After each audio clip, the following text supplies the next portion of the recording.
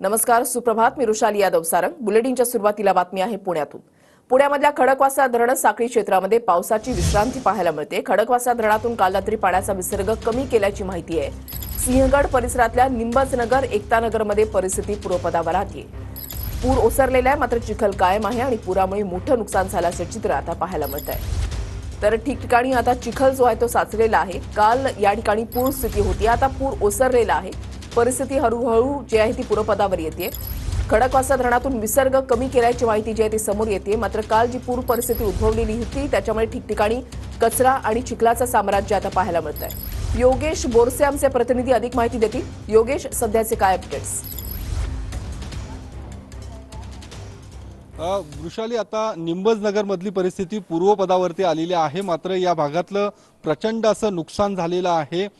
या भागात अजून सुद्धा चिखल राडारोडा पडलेला आहे.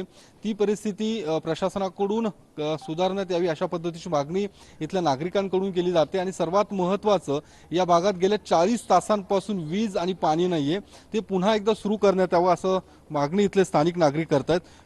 काय नेमकी परिस्थिती आहे आज इथली? काल भरपूर पाऊस झालेला आहे, त्यामुळे लाईट आणि ह्याचे पाणी काहीच नाही. ते त्या प्रशासनाने आम्हाला थोडंफार हे करावं आणि तुरंत लगेच आता पाऊस थांबला तर सोय करून द्यावी लाईट आणि पाण्याची. घरात लाईट आणि पाणी आणि ती स्वच्छता करून द्यावी. और काहींच्या घरात पाणी गेले, त्यांना काय तो करा. सगळं नुकसान झालं. इथलं पण झालंय, सगळं नुकसान झालंय सगळ्यांचं. हो, ते करा आधी.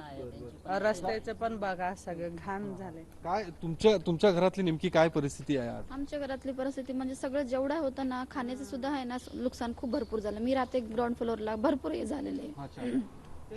माझी मुलगी आजारी पडलेली, अक्षरशः माझ्या घरात आहे ना ताप आणि हे ज्याने आजारी पडलेली. काल पुराख्या पाण्यात तिला इकडनं बाहेर काढलेलं होतं आम्ही कशी पण. हा, तर मला काहीतरी मदत हवी. हा, मदतीची गरज आहे. माझ्या घरात भरपूर नुकसान झालेले, पैसा पाणी सगळं वाहून गेलेलं आहे. काहीच नाही. 2 डोर आहेत मला, मागच्या दारांनी पण पाणी घुसलंय आणि आत समोरच्या दारांनी पण पाणी घुसलंय. हे माझे मिस्टर आहेत.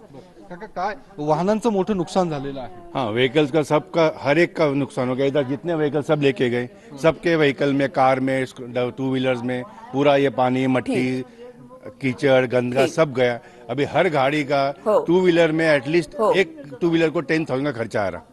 पूरा उसका अंदर का पार्ट सामान्यांचे या ठिकाणी मोठं नुकसान झालेलं आहे. नुकसान भरपाई मिळावी अशी मागणी जी आहे ती सामान्य नागरिकांकडून केली जाते. धन्यवाद योगेश दिलेल्या सविस्तर माहितीसाठी.